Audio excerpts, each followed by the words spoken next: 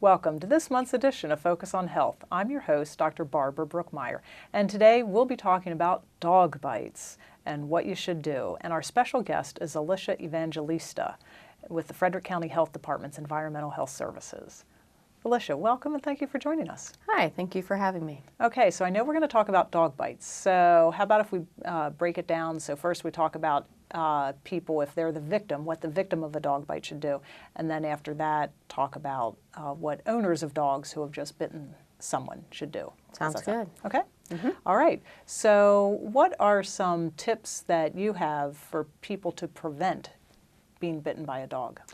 There's some easy things that people can do to prevent getting bitten by dogs. Many people perceive dogs as being friendly when they're out and about, but it's easy to forget that you can scare that dog. So we do recommend that if you want to pet a dog, you ask the owner or the person with the dog. And if you're out biking or jogging or running or doing some type of physical activity that could startle the dog, go around them. Give them some room so that they don't react. Okay, all right. And so say for whatever reason someone does end up getting bitten by a dog and it's an unknown dog, what should someone do? One thing they should do is take note of what the dog looks like, who the dog is with. You know, is the dog wearing a collar? Is it a brown dog, long-haired dog, shirt dog? But the other important thing they need to do is talk to who the dog is with. Find out, you know, are they the owner, what their address is, where they live. That way we can follow up and see if they have rabies vaccination shots. Oh, okay. So if somebody is bitten by a dog, who should they contact then to start getting all that worked out? Once they've taken note, you know, and settled down and they, you know, they've gotten their information, they can call animal control because animal control is going to be the first agency that's going to help them. So an animal control officer will come out and they'll take the report, whether it's at the park or at somebody's house or at the hospital if they have to go to the hospital, and then they're going to try and find that dog. That way, again, we can make sure the dog is healthy and that it's vaccinated, and that's going to help the victim know if they need post-exposure shots. Mm-hmm. Okay, so the shots, let's talk about that. So why are rabies shots so important? Well, rabies shots for the dogs are really important. So if we can prove that your dog is vaccinated, this means if it had a run-in with a wild animal and that wild animal is sick with rabies, then the dog can't pick the rabies virus up and then transmit it to, say, another pet in the family or the person that he may have just bitten, or kids that are just playing in the yard. So right, so the rabies vaccination, very important to know Yes. the status, and that can save the victim a lot of anguish and Yes. hassle. Okay, Yes. all right. So now let's talk about the other situation where, say, I am the owner of the dog or caretaker of a dog, and my dog bites somebody. So what should I do in that case? All right, so it's a little bit more, it's a little different if you're the dog owner because you know, friendly dogs bite. You know, it doesn't mean your dog is mean. That if he bit somebody, it could mean that, you know, maybe a kid bumped into him or something scared him. He did bite, so we do have to take some precautions. They're going to want to make sure that they have the rabies vaccination records. They can call animal control and let them know. They can talk with the victim and share their information. But that rabies vaccination is key. That lets the victim know if they need to go through post-exposure, and just telling them is great, but we will need, the health department or a doctor will need to verify that information. So they can also, like I said, self-report or give their information to the victim, and it's probably not a bad idea for them to get the victim's information as well. Okay, all right. Right, and so I hear you say that because it's the verification is going to be requested because a human bite victim, their healthcare provider is going to want to verify Yes. that the rabies were current. Okay, so I'm sure a lot of people are concerned about, well, if they make a report, they might be concerned that their dog might be taken away from them. So what happens with the animal? We actually hear that a lot, that people don't want to give the information on the dog, even for dogs that they know. But once we verify that rabies vaccination, nobody's going to take the dog or put them anywhere. What happens is the dog goes through a 10-day quarantine at your own home. So your dog is living its life normally. The difference is with the quarantine, instead of it being able to run about the yard free, when you go out for 10 days, you will have to leash it. So you're going to want to reduce, the exposures to people that aren't in your family. You know, family members can pet and play with the dog, but once you take the dog outside, you are going to want to keep it so that other people you don't know isn't petting the dog. Okay, well that doesn't sound so bad. It's Just really 10 days. It's 10 days. It's from the date that the bite happened, and it's to ensure that your dog is healthy and make sure that they too are okay. Okay, all right. So what about the situation? So say my dog wasn't vaccinated, or I don't have the records, and the vet doesn't have the records. Okay, so if your dog isn't vaccinated and has never had a vaccination, we are going to want you to take your dog to the vet to get vaccinated, and that should be done immediately.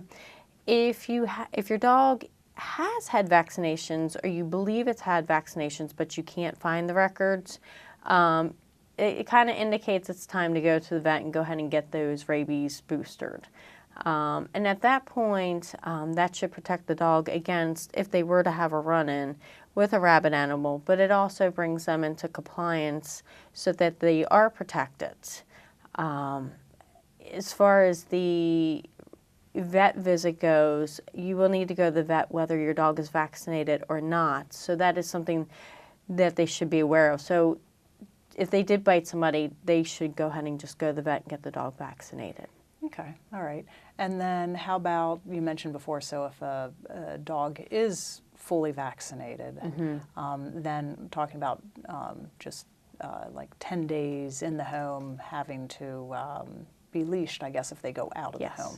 So what about the case for a dog that's unvaccinated? Well, okay, so if they're unvaccinated, they would still be quarantined in the home. Nothing changes about the quarantine, whether they're vaccinated or unvaccinated. The goal of the 10-day quarantine is to make sure that the animal is healthy. The goal of the vet visit, whether they're vaccinated or unvaccinated, is to have the vet check them over and make sure that they're healthy. And then that vet will actually fill out a bite report card and send that into the health department so we know that they have been checked and that they are current on their vaccines. Okay, all right. Well, that's some pretty good information. It sounds like it's good information for people who are the victim, and some support out there for them being able to get the information that their healthcare providers need for their management. And then for the dog owners, it doesn't sound like it's as bad as what I've heard other people say. So 10 days seems reasonable. It will go by quickly. Yeah, so. Very good. Is there anything else that you'd like to share before we close? Sure. The health department does have upcoming rabies clinics. We have them every year in the spring and the fall. So if you'd like to check our website, or we'll be having them in Brunswick and Thurmont this spring. So you can give our office a call at 301-600-1717. Great. All right. Well, thank you very much. I hope people listening to this feel better prepared and that you get a lot of business for the rabies clinic. I hope we do too, and I hope people take this, that bites happen and what to do if they're the dog owner or the victim, so that we can make it easier on everybody. Very good. Well, thank you very much. You're welcome.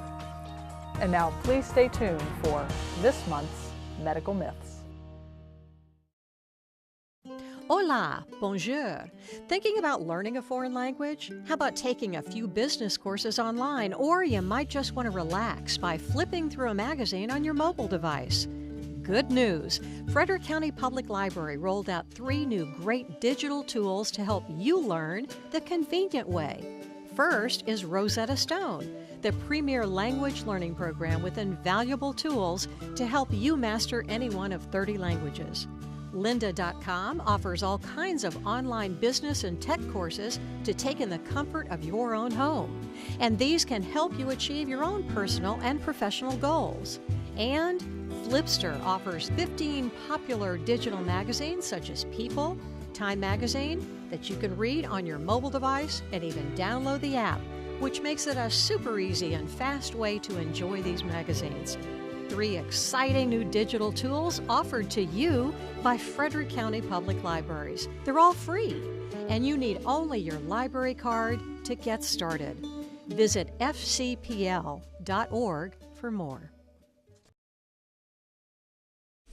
Please like Frederick County MD on Facebook and follow us on Twitter at FrederickCOMD to To get the latest information on actions by the Board of County Commissioners, emergency notifications, department events, programs and services, and links to online resources. Frederick County government has thousands of followers on Twitter and likes on Facebook.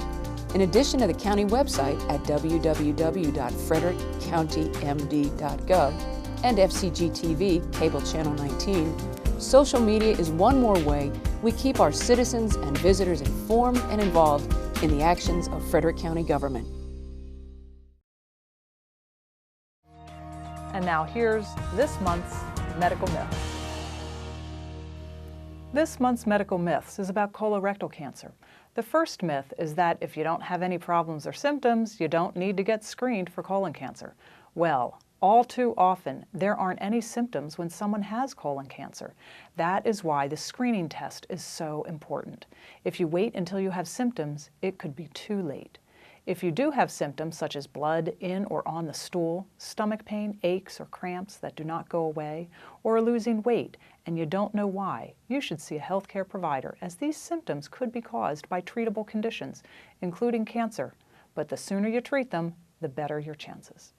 A second myth is that only old people need to be screened for colon cancer. Well, the current age that most people should start to be screened is age 50. People who are at increased risk for colorectal cancer may need to start screening even before age 50. People who may be at increased risk are people with a close relative who had colorectal polyps or colorectal cancer, persons with inflammatory bowel disease, and persons with certain genetic syndromes. The third myth is that there isn't anything that can be done to reduce the risk of colon cancer. Well, that is false. There are lifestyle factors that are known to increase the risk of colon cancer. So, if you want to do what you can to reduce your risk of colon cancer, try to get regular exercise, eat plenty of fruits and vegetables, eat a high-fiber, low-fat diet, avoid tobacco use, avoid alcohol, and maintain a healthy weight. In summary, don't wait for symptoms to be tested for colorectal cancer. Getting screened for colorectal cancer, as recommended, can reduce your risk for developing this disease. Screening finds precancerous polyps so they can be removed before they even turn into cancer. Please talk to your healthcare provider about getting screened. That's this month's medical myth. And now, here is this month's health tip with Amber Nally. Hello, this is Amber Nally, health educator with the Frederick County Health Department. This month's health tip is brought to you by the Cancer Prevention Program of the Community Health Services Division. May is Skin Cancer Detection and Prevention Month. Skin cancer is the most common of all cancers and the most common cancer in Maryland. According to the 2014 cancer report, Frederick County had 53 cases of melanoma in 2011. Regardless of skin color, everyone can get skin cancer. About 3.5 million cases of basal and squamous cell skin cancers are diagnosed in this country each year. Ultraviolet radiation from the sun and from tanning booths is the biggest risk factor for skin cancer. Scientific evidence shows that indoor tanning devices are carcinogenic to humans. Other major risk factors for melanoma include having a history of childhood sunburn, certain types of moles, fair skin, freckles, red or blonde hair, and a personal or family history of skin cancers. If you have spots on your skin that are new or that change in size, shape, or color, speak to your healthcare provider. Be sun safe. Remember to slip on a shirt, slap on a hat, and slap on some sunscreen before going outside, even on cloudy days. Also remember to wrap on sunglasses, seek shade, limit exposure between 10 a.m. and 4 p.m., stay hydrated, and say no to artificial rays. For more information about skin cancer, please call the health department at 301-600-3362. You may also call the 24-hour line of the American Cancer Society's Cancer Information Specialist. Thank you for tuning in to this month's health tip. And thank you for joining us for this month's edition of Focus on Health. Please join us next month.